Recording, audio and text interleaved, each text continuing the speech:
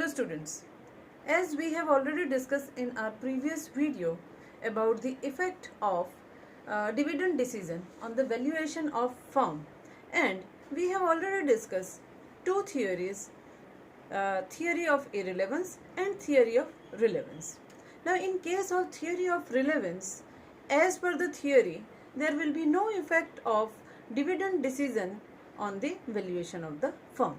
Now let's try to understand the assumptions of Modigliani and Miller approach. As per the assumptions of Modigliani and Miller, there will be the similar market price of share at the beginning of the period. It will be equal to the present value of dividends at the specific time period plus market price of shares at the end of the period. We can understand through both the formulas. As per the first formula, it is P0 is equal to D1 plus P1 divided by 1 plus KE. Similarly, the another formula can be also applied on the same figures. It is P1 is equal to P0 into bracket 1 plus KE bracket over minus D1. Here, P0 stands for market price of shares at the beginning of the period. D1 stands for dividend to be received at the end of the period. P1 stands for market price of shares at the end of the specified time period, whereby KE is equal to cost of equity capital, or you can say it is also known as capitalization rate.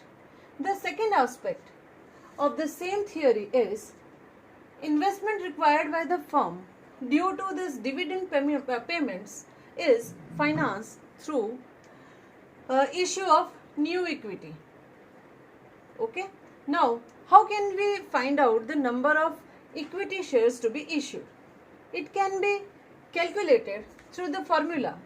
Formula here is M is equal to I into E minus N D1 bracket over divided by P1.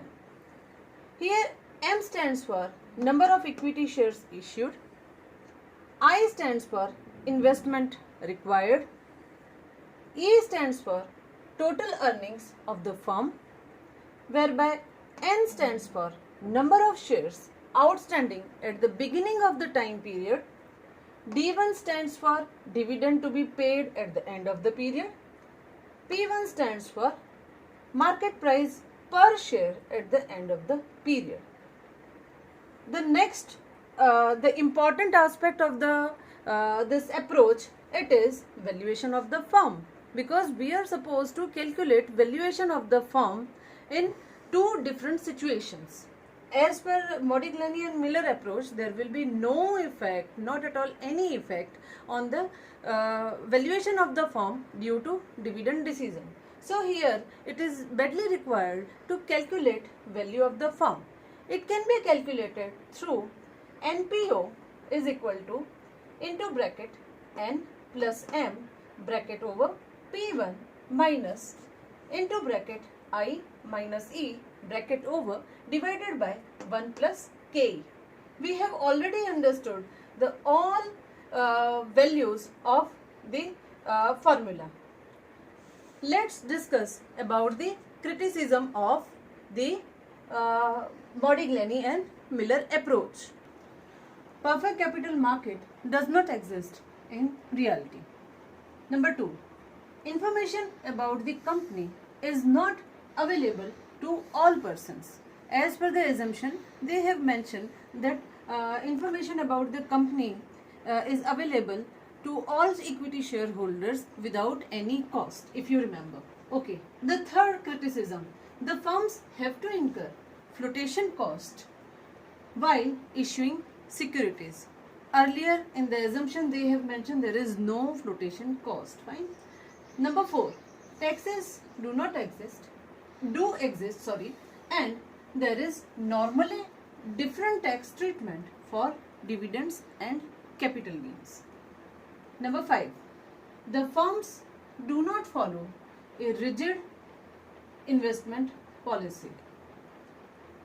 Next one, the investor have to pay brokerage fees, etc. while doing any transaction. And the last one, last point of criticism of Modigliani and Miller model, it is shareholders may prefer current income as compared to further gains. In the next video, we will try to understand, implement the same formulas and try to understand, to learn whether there will be effect of dividend decision on the valuation of firm or not. Thank you. Happy